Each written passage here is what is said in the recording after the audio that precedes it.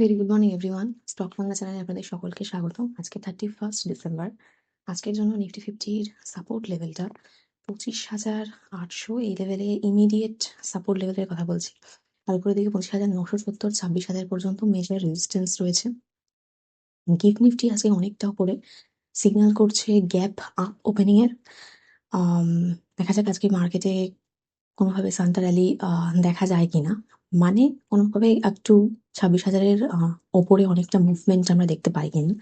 Bank নিফটির ক্ষেত্রে 58,850, 800 এটা support level, আর উপরের দিকে 59,250, 300 রেজিস্ট্যান্স।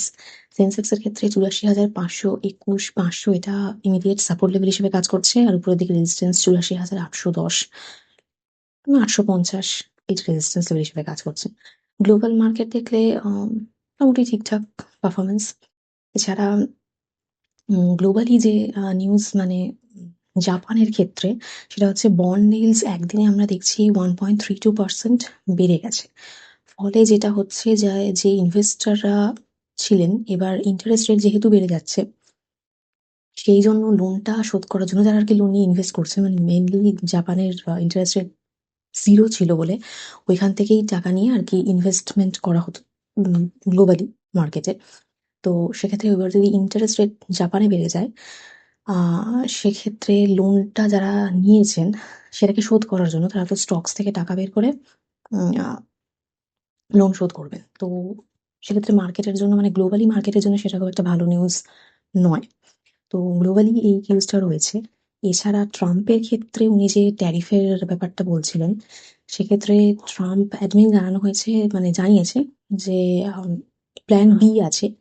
যদি কোনোভাবে সুপ্রিম কোর্ট এই ট্যারিফের ব্যাপারটাকে আর কি আনকনস্টিটিউশনাল বলেন, তো প্ল্যান বিও রেডি আছে, কিন্তু ট্যারিফ ওনারা কোনোভাবেই আর কি করবেন না। তো এইরকম একটা জিনিস জানানো হয়েছে গ্লোবালি। এছাড়া ইন্ডিয়া আর অস্ট্রেলিয়ার একটা ভালো ডিল হয়েছে যে ইন্ডিয়ার যে সমস্ত জিনিস ইম্পোর্ট হবে অস্ট্রেলিয়াতে, সেটা পুরোপুরি মানে 100% ট্যারিফ রিমুভ করা হয়ে গেছে। তো এটা ইন্ডিয়ান মার্কেটের জন্য খুব একটা গুড নিউজ। এবার দেখা যাক কোনো ইম্প্যাক্ট আর কি ইন্ডিয়ান মার্কেটে এইটার জন্য থাকে কিনা। গিফট নিফটি তো অলরেডি অনেকটা হাই, তো গ্যাপ আপ ওপেনিং এর সিগন্যাল দিচ্ছে, কিন্তু মানে গ্যাপ আপ ওপেনিং হওয়ার পরেও কতটা বজায় থাকে, মানে 26,000-এর উপরে কতক্ষণ স্টে করে, সেইটা একটা দেখার ব্যাপার থাকবে আজকে। এছাড়া আমরা গৌতম আদানির ক্ষেত্রে দেখছি যে এআই সেন্টারে একটা মানে ইনভেস্টমেন্টের ব্যাপার থাকছে। বারামাতিতে ফিউচার ইনভেস্টমেন্ট হচ্ছে, তো আপনারা আদানি এন্টারপ্রাইজ ফোকাসে রাখতে পারেন। অবশ্যই ফিউচারে এআই এর উপর বিভিন্ন কাজ হবে, যখন ফিউচারে গ্রোথের পার্সপেক্টিভ রয়েছে, তো ফোকাসে রাখতে পারেন। এছাড়া ডমিনোসের যে অপারেটর ইন্ডিয়াতে রয়েছে জুবিলেন্ট ফুড ওয়ার্ক, তাদেরকে আমরা দেখছি যে লয়্যালটি #লয়্যালটিতে তারা 31.66% যে নিজেদের স্টেক ছিল সেটা পুরোটাই সেল করে দিচ্ছে, তো ফোকাস রাখতে পারেন। যারা টাটা পাওয়ারের ক্ষেত্রে আমরা বেঙ্গল চেম্বারের ক্ষেত্রে দেখছি তারা প্যাক্ট সাইন করেছে রুফটপ সোলার অ্যাডাপ্টেশন বাড়াবার জন্য, যাতে যে সমস্ত স্টেট এমএসএমই গুলো রয়েছে তাদের মানে তারা বেশি করে ইউজ করে, সেই জন্য। এছাড়া শ্রীরাম ফাইন্যান্সের ক্ষেত্রে আমরা দেখলাম আগের দিন অনেকটা গেইন করলো, কারণ কেয়ার যে ইন্ডিয়ান ক্রেডিট রেটিং এজেন্সি, তারা আর কি আপগ্রেড করেছে ডেট রেটিংটাকে, AAA রেটিং করেছে মাফজি ব্যাংকের সাথে ডিল হওয়ার পর, তো ফোকাস রাখতে পারেন। এছাড়া ইন্ডিগো আমরা দেখছি যে পাইলট অ্যালাউন্স 50% মতো বাড়াবে জানুয়ারি, মানে 1 জানুয়ারি থেকে, তো সেক্ষেত্রে এক্সপেন্স বাড়ছে, প্রফিটেবিলিটি কমবে, তো ফোকাসে রাখতে পারেন এয়ারলাইন্স সেক্টর। এছাড়া জোম্যাটো সুইগি আজকে ফোকাসে থাকবে, তার কারণ 31 ডিসেম্বরে ওদের একটা স্ট্রাইকের ব্যাপার রয়েছে। দেখা যাক ওটাতে কোনো কিছু আমরা মানে দেখতে পাই কিনা, যে ওটাকে আটকাবার জন্য কিছু করা হচ্ছে বা কিছু হচ্ছে। তো জোম্যাটো সুইগি আজকে ফোকাসে থাকবে। এছাড়া যদি আমরা এফআইআই সেলিং বলি, আগের দিন আমরা দেখছি 3,844 কোটি মতো সেলিং হয়েছে, মানে অনেকটাই বেশি।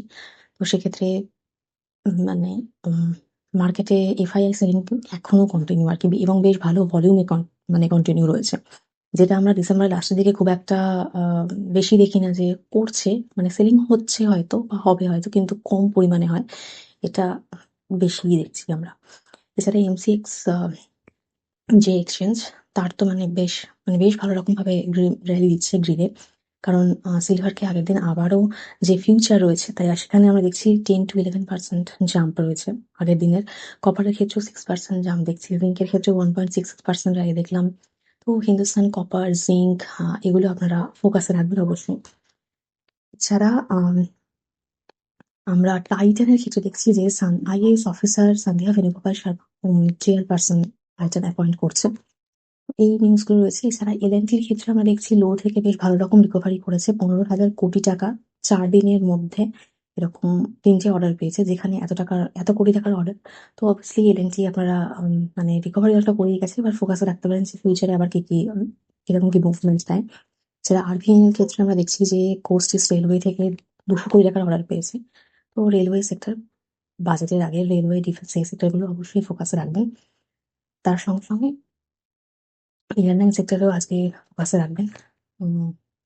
Plus metal sector, IT sector, কারণ আগের দিন মেটাল সেক্টরে ভালো রকম করলো আমরা দেখলাম। এবার আজকে দেখা যাক 26,000-এর উপরে কিছু 26,000-এর উপরে মুভমেন্ট কতখানি স্টে করে বা থাকে কিনা, 26,000-এর উপরে মুভমেন্ট। তো এই রয়েছে আজকের নিউজ। আজকে আমি ভিডিও এখানেই শেষ করছি। প্লিজ আমার এই ভিডিওর উপর ডিপেন্ড করে কোনো ইনভেস্টমেন্ট করবেন না। আমি কোনো সেবি রেজিস্টার্ড অ্যানালিস্ট বা অ্যাডভাইজার নই, শুধুমাত্র এডুকেশন পারপাসে ভিডিও করা। দেখা হচ্ছে নেক্সট ভিডিও।